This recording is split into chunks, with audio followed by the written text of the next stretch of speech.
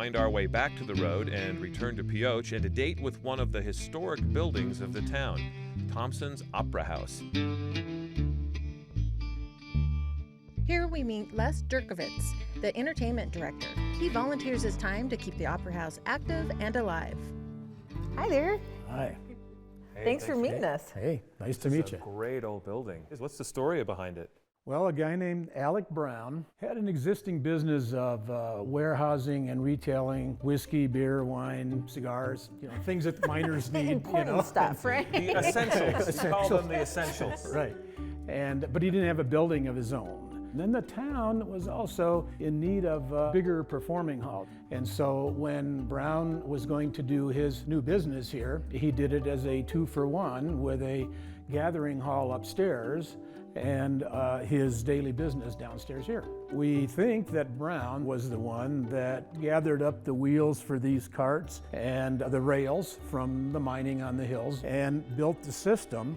He also dug a tunnel in the back because the building backs up against a hillside, and it was his root cellar. And so the horse-drawn freighters would pull up to the front door, unload onto the carts he made, and he would roll them straight on back into the tunnel.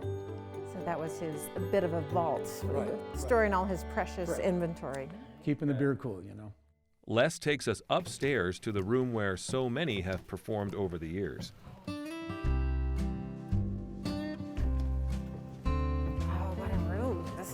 Really pretty. In the 1900s, upstairs here, it was primarily used as a dance hall and a movie theater. Well, the building, as you see it today, very little of what you see here is part of the original building. In 2002, during the middle of the restoration here, for the total building, there was a big windstorm in April, and it blew down a block wall from the Gem Theater next door onto us and collapsed the whole ceiling and roof up to about the center here, busted up all the floor and flooring, tore out that wall. So really all there was left was this wall and part of the roof here.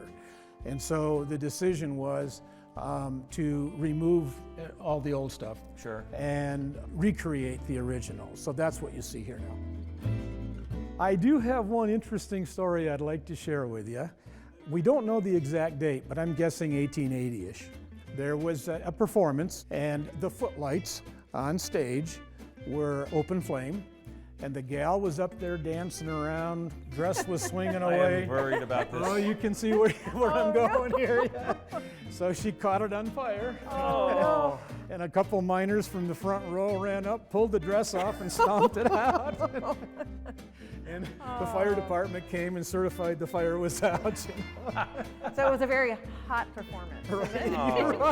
Oh, I had to. It was right there. That was a good one. So this we call the original floor. The building had been emptied since 1943 approximately, and people were breaking in, stealing things, weather was getting to everything. And then the collapse, this was about the most they could really save and use. Well, you can imagine, that's 50 years of repair and reconstruction to bring back. You can almost feel how many layers they must have had to varnish just to bring it some shine. Stuff there, yeah. Well, it's kind of fun to think just how many pairs of boots scuffed over that, in 40 or 60 years. How many burning skirts were stamped out on that floor? Les takes us beneath the stage itself to find a little dressing room. So this is the old original dressing room. Cool. You can imagine doing a quick change down here to get back for your part. When I first saw the opening, it was much smaller in about that location. And there was a steep, almost ladder to go up and down. And I got to think that during a performance, there had to be performances where the script called for a quick change and a return. I'm sure so. And how do you do that fast and not make it really obvious to the audience that you're clomping up there?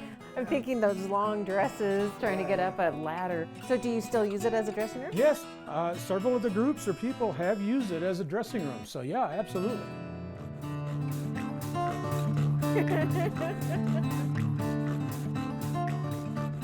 Now this may be more my style. We'd love to come back and see a show here sometime. It would be a unique Nevada experience. We say good night to Pioche with an eye on a new day of adventure tomorrow.